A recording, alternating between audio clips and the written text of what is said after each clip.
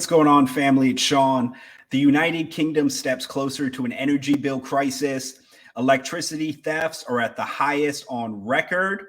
And a new movement called Don't Pay UK has begun, but it has its roots in an earlier and violent movement from the late 80s to early 90s. So let's go ahead, have a brief conversation and get into it.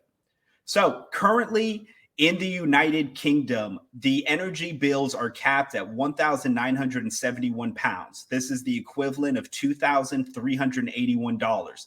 This is set to rise at the 1st of October to £3,488, which is the equivalent of $4,214.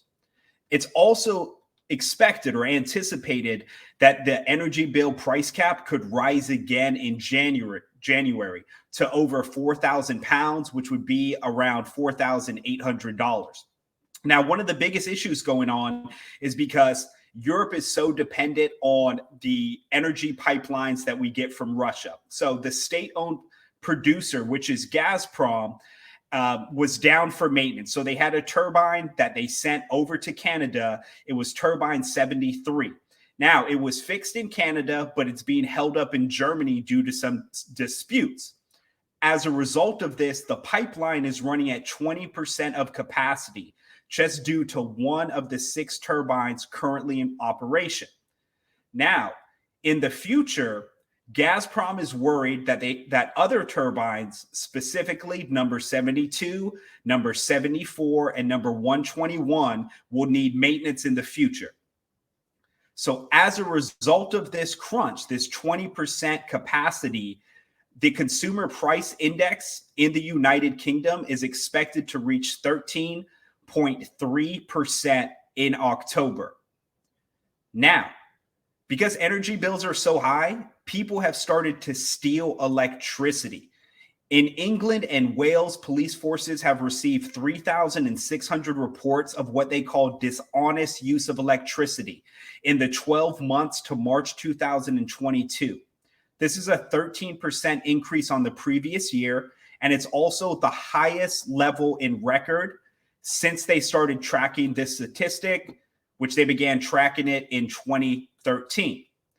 Now, also, a movement has begun, or it's started, it's developing, okay? It's called Don't Pay UK.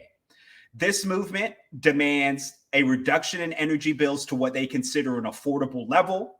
They said that they're going to take action once 1 million people pledge to join the Don't Pay movement. And if 1 million people pledge beginning October 1st, people are supposed to cancel their direct debits for their energy bills. But what's interesting about this is that the United Kingdom has a history of movements where they refuse to pay. So in 1989, Margaret Thatcher started what was called a community charge, but it became known as the poll tax. Now, this was going to be a tax on every home, the same price, same tax price on every single home without regard for your wealth, for your income, or your ability to pay, or what condition your home was in. It was to begin in Scotland in 1989, which it did. So in 1989, 880,000 Scottish people out of 4 million people refused to pay the poll tax. Then what happened in the early 90s, these poll tax riots began to break out. And the largest one broke out in London, in an area called Trafalgar Square. It was estimated that between 70 to 200,000 protesters came out to protest the poll tax. At the end of that protest, it got violent. Over 5,000 people were injured from both sides, so from the police officers and the protesters. But by the end of this movement and the end of the protest, between 17 and 18 million people just refused to pay the poll tax. And guess what happened? They ended the poll tax. Now, they did turn it into something else later, but I thought it was important to let you all know that there is a history for this movement. So it'll be interesting to keep track of it. This is just at the beginning stages. I'll keep up on it.